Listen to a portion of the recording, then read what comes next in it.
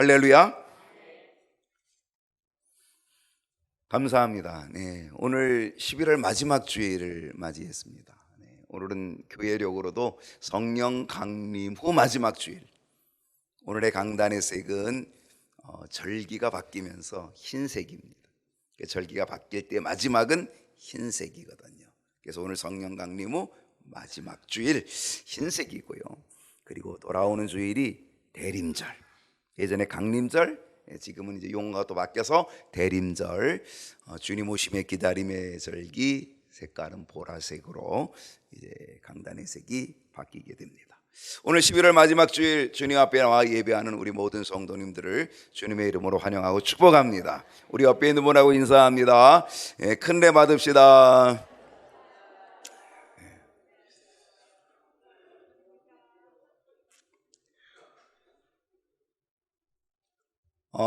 오늘 함께 나눌 말씀의 제목을 함께 보겠습니다. 우리 다 같이 한번 읽어주실까요? 시작.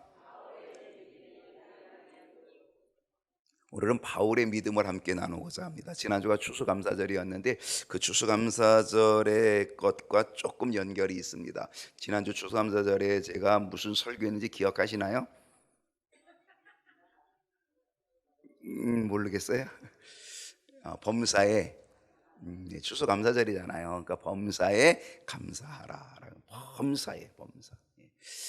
그 범사가 모든 것인데 아무튼 그와 좀 비슷한 이야기를 오늘 좀 나눠 보려고 합니다. 근데 바울의 믿음입니다. 그 바울의 믿음이 얼마나 고귀한지에 대해서도 우리가 함께 좀 말씀을 나누는데요. 현대인들에게 있어서 아주 일반화되어 있고 또 잠재되어 있는 고질병이 있습니다. 고질적이고 치명적이고 아주 위험한 생각, 위험한 사상이 있다, 그런 얘기예요. 그게 뭐냐면 그 첫째는 편리주의입니다. 오늘 여러분 이 4층까지 올라올 때에 뭐 타고 오셨어요? 엘리베이터. 걸어오신 분 있어요? 네, 아마 걸어오신 분은 몇 분 있을 거예요. 오늘 내가 운동 삼아 가야지, 내가 운동해야지. 여러분이 계단 올라오는 거 운동 아주 좋습니다. 근육 운동 아주 좋거든요. 평상시는 운동을 잘하는데 근데 여기 4층 올라올 때는 계단으로 거의 안 올라오죠. 뭐 하죠? 엘리베이터 탑니다. 왜 그런 거예요? 편리한 거예요. 1층에서 2층 올라가는데도요 엘리베이터 타더라고요. 그거 안 타면은 뭐야? 미치는 것 같아. 그거 안 타면 손해보는 것 같아. 그래가지고 1층에서 2층 올라오는 것도 엘리베이터를 타는 그런 것들이. 여러분 주차 오늘 어디다 하셨어요? 여러분 주차할 때 여러분 보통 어디다 하셔요? 어떻게 하면 정문에 가깝게 될까? 아니 그건 몇 걸음 차이 난다고 말이죠. 그게 인간의 편리성이에요. 편리주의가 자리 잡고 있다는 거죠. 여러분 제 차는 어디 있는지 아세요? 제 차는요 이 뒤에 있습니다. 제가 아침이면 다 제 차를 빼놓습니다. 왜? 우리 성도님들을 위해서 한 대라도 더 대라고 제가 배려합니다. 여러분 오후 늦게까지 계시는 분들은 차를 좀 뒤로 빼주십시오. 토요일 오후 5시부터 내일 출근할 때까지 이 뒤에 주차장이 무료입니다. 무료예요. 그러니까 여러분 아침 일찍 오시는 분들, 그리고 오후 늦게 가시는 분들은 이 뒤에다 대주시면 그게 얼마나 귀한 배려입니까? 사실 편리주의를 가지고 있는 사람들이잖아요. 조금 배려하십시다. 저도 배려하는데. 아무튼요 사람들은요 참 편리주의를 가지고 있다, 그런 얘기죠. 또 하나는 뭡니까? 상대주의입니다. 요즘 사회학자, 교육학자, 역사학자들이 계속적으로 이야기하는 게 뭐냐 하면은요 절대란 절대로 없다. 절대란 절대로 없다는 겁니다. 모두가 다 상대적이다라고 하는 것입니다. 이 말은요 모든 것은 변할 수 있고 또 변해야 살아남을 수 있다라고 하는 사고방식입니다. 요즘 국민의힘이 혁신위원회 하고 다 뭔가 당이 하면 뭔가 이렇게 비상위원회 만들고 막 그러잖아요. 다 뭔가 어떤 변화해 보려고 애를 쓰잖아요. 다들 그렇잖아요.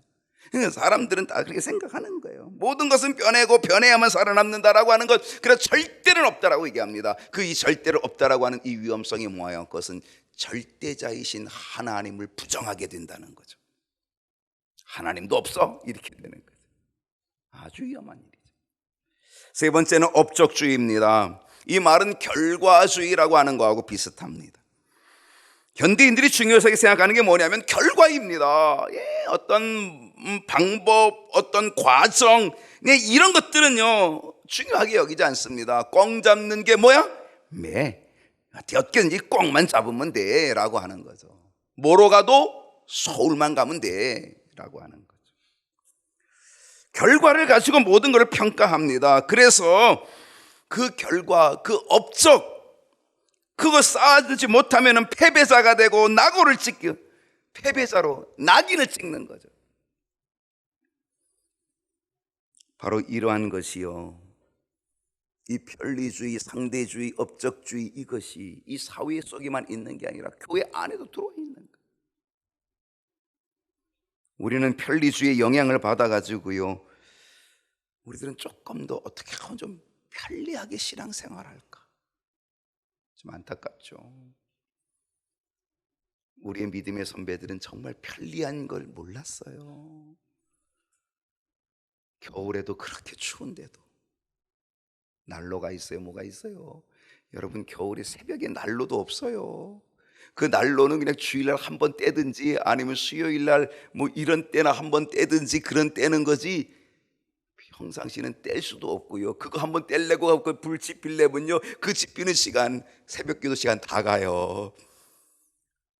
새벽에는 그것도 없어요. 근데 그땐 또 얼마나 추워요.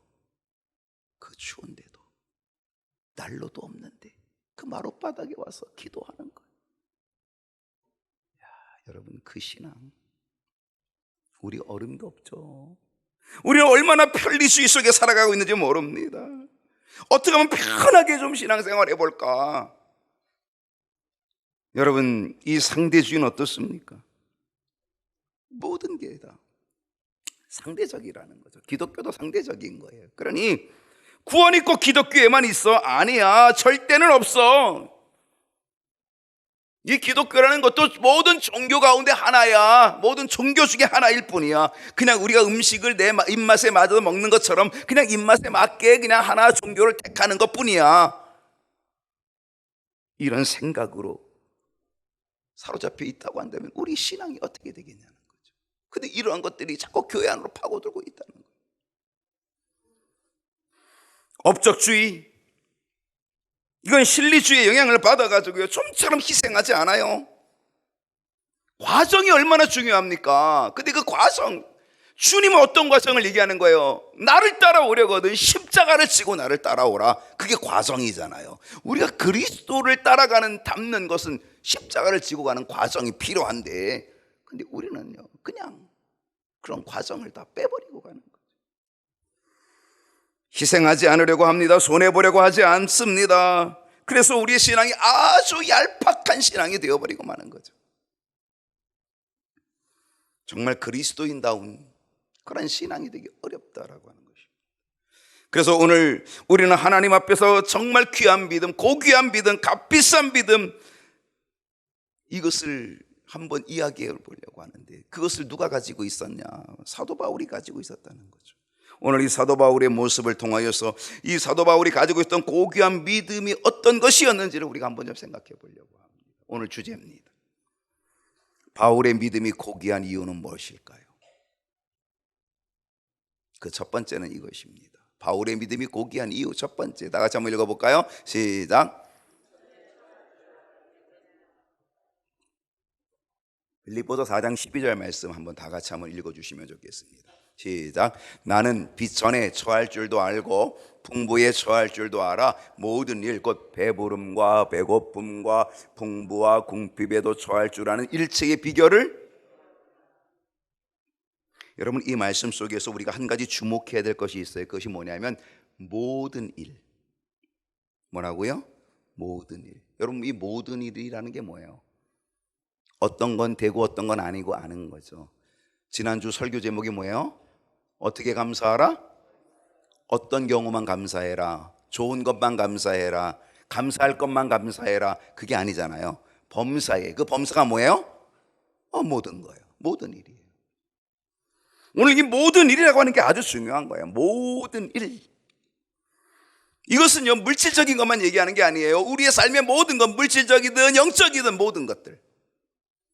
켄트라고 하는 이 신학자는요, 이 모든 일을 이렇게 얘기했습니다. 우리가 살아가는 우리 일생 동안, 우리가 살아가는 모든 삶 속에서 만나는 특수한 상황, 일반적인 상황, 특수하고 일반적인 모든 것들을 다 포함하는 것이 모든 일이다, 이렇게 해석을 했습니다.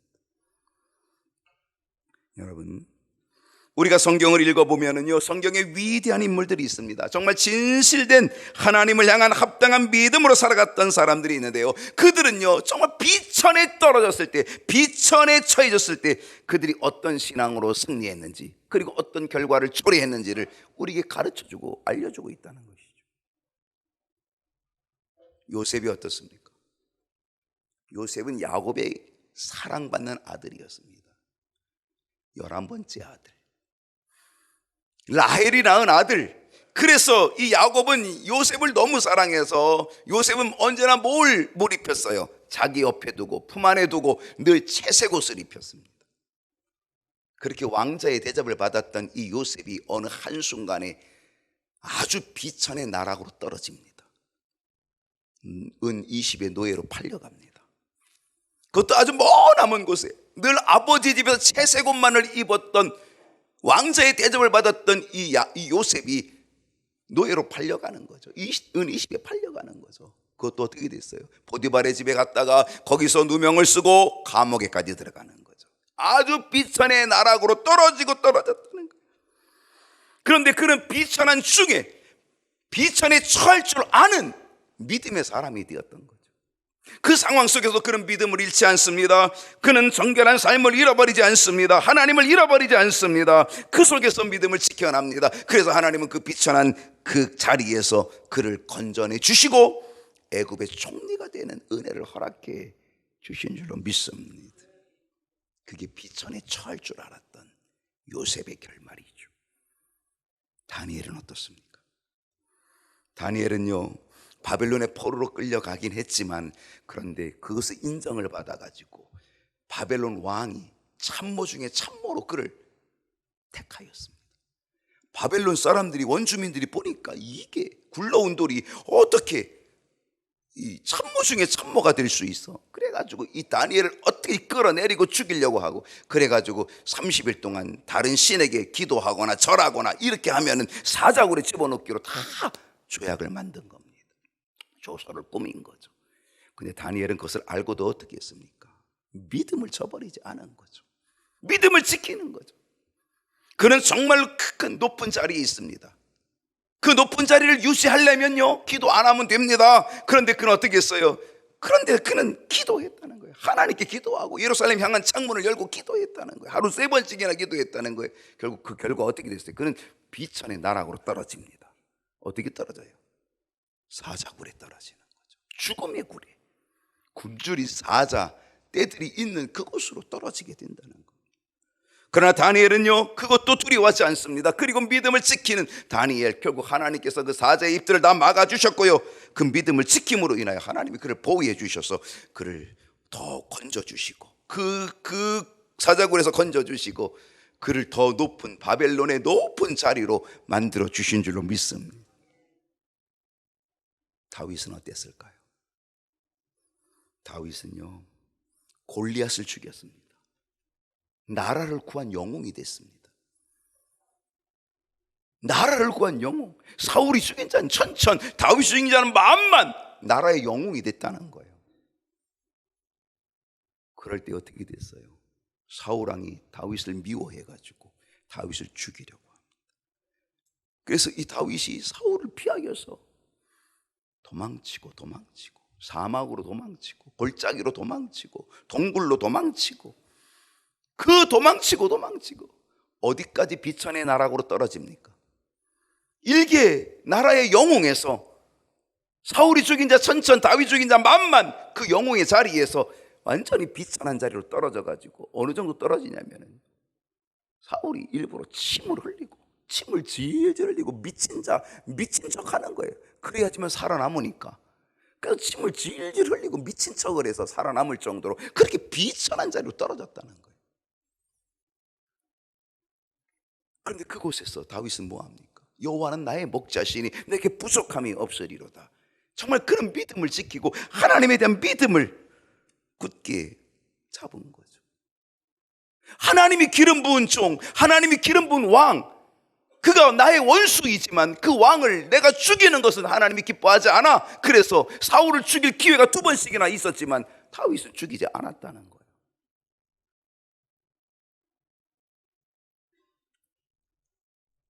악을 악으로 갚지 않은 이 다윗의 믿음을 보시고 하나님께서는 그 비천한 자리에서 그를 건져주셔서 이스라엘의 2번째 왕이 되게끔 만들어 주신 줄로 믿습니다. 여러분, 이 비천함에서 승리한 다윗이 이렇게 고백합니다. 시편 136편 23절 다윗의 고백입니다. 한번 다 같이 한번 읽어볼까요? 시작.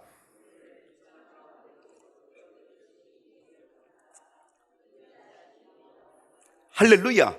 우리를 비천한 가운데서 기억해 주신 하나님, 그분에게 감사하라. 그 인자하심이 영원함이로다. 여러분, 비천한 가운데서 하나님이 우리를 기억해 주실 줄로 믿습니다. 하나님이 나의 비천함 속에서 하나님이 나를 기억해 주신다는 이 사실을 믿고 여러분, 그 자리에서 비천에 처할 줄 아는 우리 모두가 될 수 있기를 소망합니다. 여러분, 우리의 인생길이요, 우리가 인생을 걸어가다 보면 이 비천에 처하게 될 때가 얼마나 많은지 모릅니다. 다윗이 얘기했던 것처럼 사망의 음침한 골짜기를 다니게 되는 그런 때가 일어난다는 거죠. 사망의 음침한 골짜기, 그걸 만난다는 거예요. 사랑하는 가족이, 사랑하는 사람이 나보다 먼저 세상을 떠날 때도 있어요. 그 비천함에 처하는 그 상황이 올 때가 있다는 거죠. 평생을 일궈왔던 사업이, 평생을 일궈왔던 그 사업이 한순간에 부도가 나고 한순간에 무너져서 깡그리 다 빼앗겨버리는 그러한 비천의 나락에 떨어지는 경우도 있다는 사실이죠. 그렇게 믿었던 친구, 그렇게 믿었던 사람, 그 사람에게 오히려 어떻게 됐어요? 배신을 당하여서 그 죽을 만큼 고통스러운 그 비천의 나락으로 떨어질 때가 있는 거죠. 갑작스럽게 몸이 이상이 있어 병원에 갔더니 깜짝 놀랄 만한 충격적인 질병이 오게 되는 거죠. 그 질병으로 우리는 비천의 질병의 고통의 나락으로 떨어지는 그런 때가 온다는 사실입니다. 여러분, 제가 며칠 전에 그 인터넷으로 뉴스를 보니까요, 새벽 기도를 갔다가 오다가 60대 2사람, 70대 1사람 여성이 뭐 다 권사님쯤 되겠죠, 다. 그 세 분이 파란색의 자기 신호에 횡단보도를 건너고 있었는데 80대 운전자가 운전을 하고 오는데 제가 보니까 브레이크도 안 밟은 것 같아. 그냥 세 사람을 한꺼번에 쳐가지고 세 분이 다 돌아가셨어요. 뭐로 설명할 수 있겠습니까? 이런 날벼락이, 이런 비천에 처하는 이 일을 어떻게 설명할 수 있겠냐 말이죠. 여러분, 우리는 뜻하지 않은 사고로 정말 어렵고 힘든 인생을 경험하는 그 비천의 나락에 떨어지는 그러한 순간이 올 수도 있다는 사실입니다. 여러분, 이럴 때 우리는 어떻게 해야 합니까? 비천한 형편에 처해졌을 때에 우리는 바울처럼 뭐 해야 되냐면 비천에 처할 줄을 알아야 된다는 거예요. 오늘 여러분, 이거 잘 구분하셔야 합니다. 국어학적으로 구분해야 되는데, 비천에 처해졌다는 거와 비천에 처할 줄 안다는 거는 전혀 다릅니다. 이건 뭔지 아세요? 모든 사람은 비천에 처할 수 있다는 겁니다. 모든 사람은 비천에 처할 수 있다는 거예요. 근데 누구나 다 비천에 처할 줄 아는 사람이 되긴 쉽지 않다는 겁니다. 비천에 처할 줄 아는 사람이 어떤 사람이에요? 그 사람은 그 비천의 상황 속에서도 믿음으로 이겨내는 사람입니다. 믿음으로 이겨내는 사람. 하나님을 신뢰하고 하나님을 의지하고 그리고 하나님께 모든 걸 맡기고 그리고 하나님 앞에 기도하며 이겨내는 것, 이게 비천에 처할 줄 아는 겁니다. 사도 바울은 이 비천에 처할 줄 아는 그 믿음이 있었던 거예요. 만약에 우리가 비천에 처할 줄 아는 믿음이 없으면 어떻게 돼요? 우리는 누구나 다 비천에 처하는 상황이 오게 될 때에 우리는 거기서 불평하고 원망하고 낙심하고 절망하고 그리고 끝나버리는 거죠. 그럼 비천에 처할 줄 아는 게 아니에요. 누구에게나 비천에 처할 상황이 오지만 우리는 그 비천에 처할 줄 아는 자가 되어야 되는 거예요. 그거는 믿음을 지키는 거예요. 하나님을 그래도 신뢰하고 하나님을 의지하고 그걸 이겨내는 것, 그게 바로 비천에 처할 줄 아는 사람이라는 거예요. 바로 바울이 그런 사람이었다는 거예요. 여러분, 바울이 당한 고난이 얼마나 많습니까?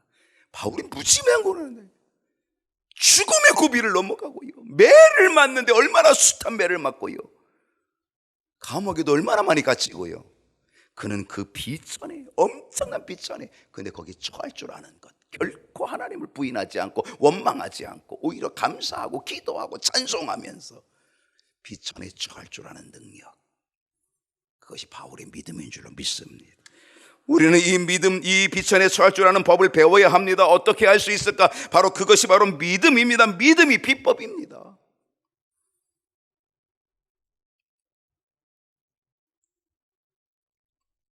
아무리 비천한 자리에 있다 할지라도 우리는 그 속에서 우리는 깨달아야 합니다. 하나님의 뜻이 뭘까? 하나님의 계획이 뭘까? 그리고 하나님이 새롭게 주시는 은혜, 그게 바로 비천에 처할 줄 아는 믿음이라고 하는 거죠. 그 비천의 자리가 오히려 하나님을 깊이 만나는 자리가 되고, 그 비천의 자리가 오히려 위대한 믿음을 갖는 기회가 되고, 그래서 믿음으로 높이 날아오르고 성장하는 기회가 되는 것. 오늘 우리가 이 사실을 기억하고 내 인생의 비천에 처하는 일이 온다 할지라도 우리는 비천에 처할 줄 아는 믿음의 지혜로, 믿음의 능력으로 승리할 수 있기를 축원합니다. 두 번째, 사도 바울의 믿음이 고귀한 이유는요, 풍부에도 처할 줄 알았다는 거예요. 여러분, 우리가 비천에 처해지면 사실 믿음을 지키기가 쉽지 않아요. 비천한데요, 어떻게 감사가 되고, 비천한데 어떻게 믿음을 지키고 그 쉬운 게 아니라니까요. 근데 그뿐 아니라 풍부에 처했을 때도 그것도 쉽지 않다는 거예요. 풍부에 처해도 믿음을 지키기가 쉽지 않다는 거예요. 비천에 처해지면 사람들이요, 불평하고요, 절망하지요. 근데 풍부에 처해도 사람들은요, 거기도 역시 또 나타나는 현상들이 있어요. 어떤 현상이 나타나냐? 풍부에 처해지면 나타나는 현상이 뭐냐? 첫째는 교만이에요. 거만하죠. 어떤 사람이 이런 얘기를 해요. 가진 만큼 교만하다. 생각해 보니까 그것도 그럴듯한 거예요. 사람이 가진 만큼 교만하대요. 사람이 배운 만큼 교만하대요. 사람이 건강한 만큼 교만하대요. 여러분, 건강하신 분 조심하셔야 되는 거죠. 내가 가지고 있는 명예와 지위만큼 교만하대요. 그건 뭐예요? 그만큼 교만이 쉽게 나타난다는 거죠.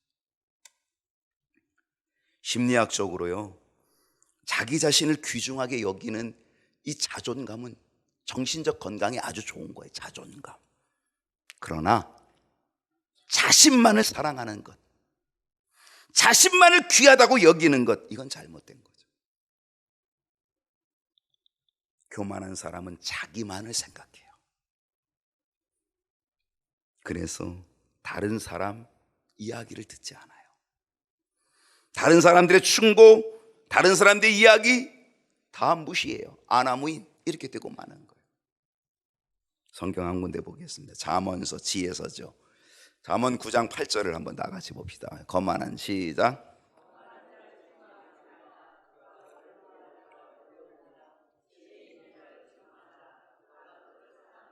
거만한 자를 책망하지 말래요. 왜냐하면 듣지 않는다는 거죠. 오히려 듣지 않을 뿐 아니라 그 교만함 때문에 미워한대요. 근데 어때요? 지혜 있는 자를 책망하래요. 그 사람은 겸손한 사람이에요. 그래서 그 지혜 있는 사람은, 그 겸손한 사람은 잘 받아들여서 아이고 고마워, 그리고 사랑하고 좋아한대요. 고맙다고. 여러분, 우리는 풍부할수록 교만하기 쉽다는 거죠. 풍부하면 또 어떤 현상이 일어날까요? 탐심이 더더욱 나타나요. 탐심은요, 이거는 끝이 없는 것 같아요. 인간의 탐심, 끝이 없어요. 음식에 관한 말 중에요, 고기도 뭐한 자가, 먹어본 자가 먹는다. 음식에 그런 말이 있지만은요, 재물도 가져본 사람이 더 갖고 싶어 한다. 이 같은 말인 거죠. 인간의 욕심은요, 끝이 없죠. 내가 이 정도면 됐으니까 에이 난 됐어 이렇게 얘기하는 사람 있어요? 없습니다. 평생을 먹고 쌓아놓고 있어도요, 재벌이요 더 가지려고 하지.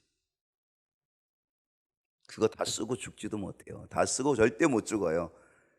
그런데도 더 가지려고 합니다. 이게 인간의 탐심입니다.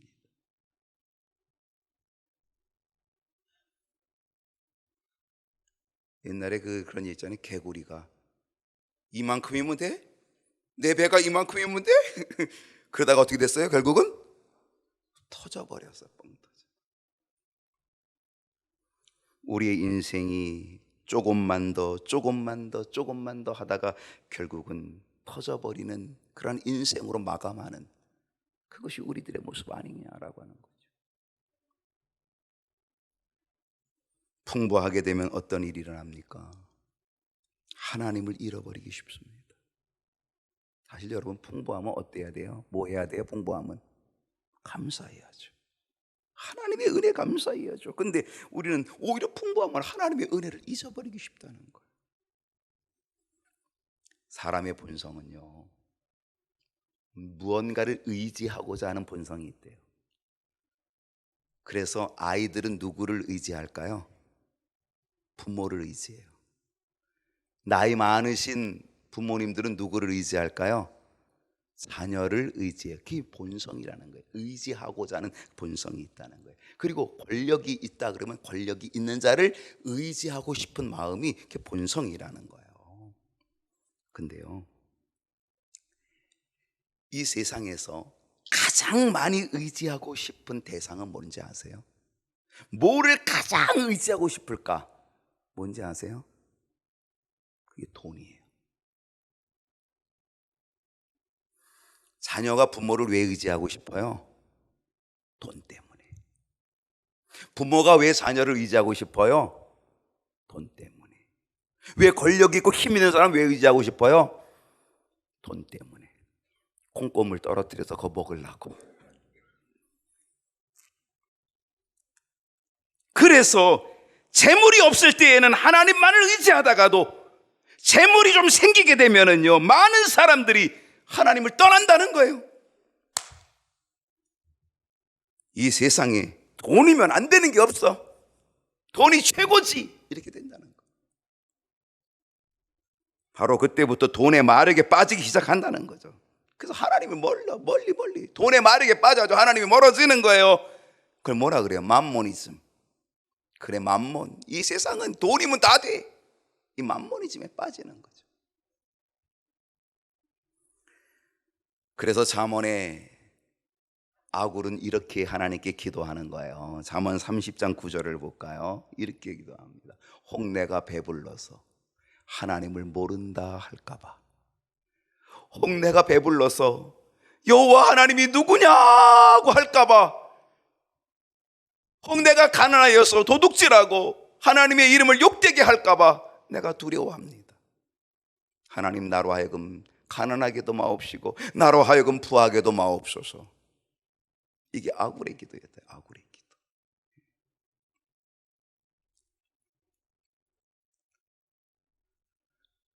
여러분, 오늘 우리는 비천에 처하는 것,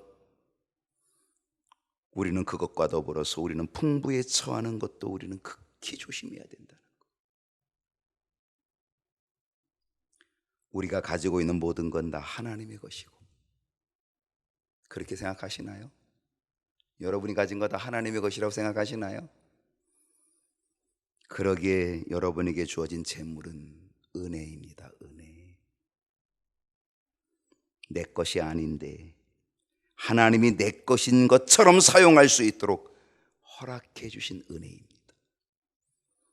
그래서 우리는 풍부한 삶에 처했을 때 우리는 하나님의 은혜를 잊어버리지 않아야 된다는 것이고요, 우리는 풍부함에 처해졌을 때 우리는 하나님의 은혜를 더욱더욱 기억해야 된다는 것이고요, 더 근신하고 더 조심해야 된다는 겁니다. 그리고 가진 만큼 우리는 하나님 앞에서 그 책임을 다해야 된다는 거예요. 모세는 이렇게 얘기합니다. 신명기 6장에서 모세가 이렇게 얘기합니다. 내가 채우지 아니한 아름다운 물건이 가득한 집을 얻게 하시며, 내가 수고 안 했어요, 내가 채우지 않았어요. 근데 내가 채우지 아니한 아름다운 물건 가득한 집을 나에게 얻게 해주셨다는 거예요.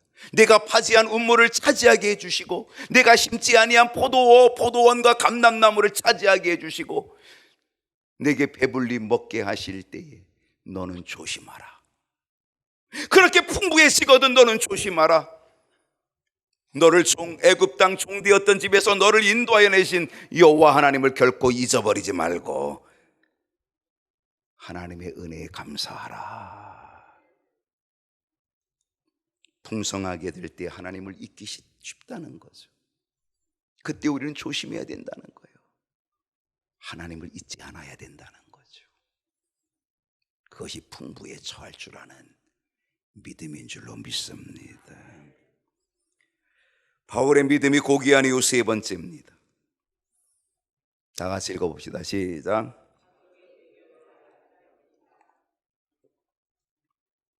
바울은요, 비천에 처할 줄도 알고 풍부에 처할 줄도 알고, 그래서 결국은 자족의 비결을 배웠다는 거예요.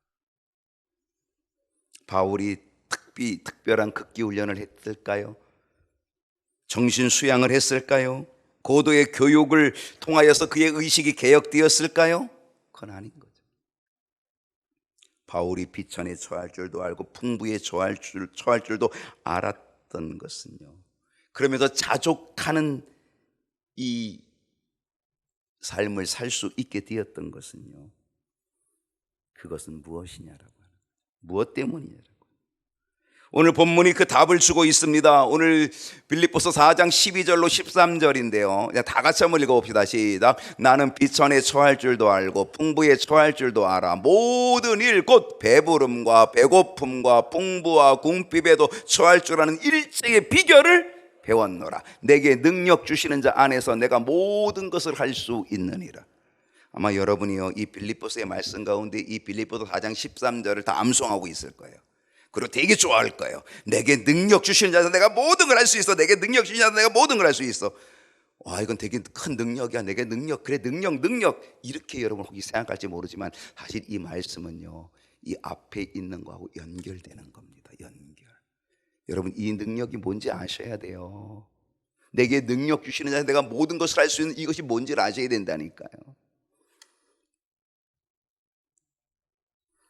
오늘 이 말씀엔 두 가지가 있어요. 하나는 일체의 비결을 배웠다는 것이고요, 하나는 능력 주시는 자 안에서라는 거예요. 여러분, 일체의 비결을 배웠다는 이 헬라어는요, 이런 뜻이에요. 내가 비밀을 전수받았다. 비밀. 오늘 여러분 이 비밀을 전수받으시기 바랍니다. 사도 바울은 이 비밀을 누구에게 전수받았냐? 나의 스승 되시는 우리 주님께 전수받은 거예요. 예수님께서 그걸 가르쳐 주셨다는 거예요. 예수님께서는 어떤 상황에서도 자족할 수 있는 비결을 바울에게 주셨다는 거예요. 바울은 예수님께 그 비결을 배웠다는 것입니다. 그래서 바울은 뭐라고 얘기합니까? 우리 주님께로부터 나는 그 비결을 배워서 내게 능력 주시는 자 안에서, 내게 능력을 누가 주셔요? 우리 주님이 주셔요. 내게 능력 주시는 우리 주님 안에 있으면 내가 모든 것을 할 수 있다. 그 모든 것이 뭔지 아세요? 내가 비천의 나락에 떨어졌을 때에도 나는 거기서도 믿음을 지켜낼 수 있다. 믿음을 지켜내는 모든 것, 그 능력을 내게 주님이 허락해 주신다. 내게 능력 주시는 그 주님 안에 있으면 아무리 내게 풍부함이 내게 있다 할지라도 나는 결코 교만하지 아니하고, 나는 하나님 없다, 하나님 모른다라고 하나님 잊어버리지 아니하고, 언제나 하나님 앞에 겸손하게 하나님의 은혜에 감사하면서 사는 그 능력의 사람, 모든 것을 할 수 있는 믿음을 지키는 사람 될 수 있다는 거예요. 언제? 능력 주시는 우리 주님 안에 있을 때에 비천에 처해지든 풍부에 처해지든 어떤 상황에서도 그 모든 것들을 해낼 수 있다는 것, 믿음을 지켜낼 수 있다는 거예요. 오늘 이 능력이 저와 여러분에게 있기를 소원합니다. 바울은 일체의 비결을 배웠다고 얘기합니다.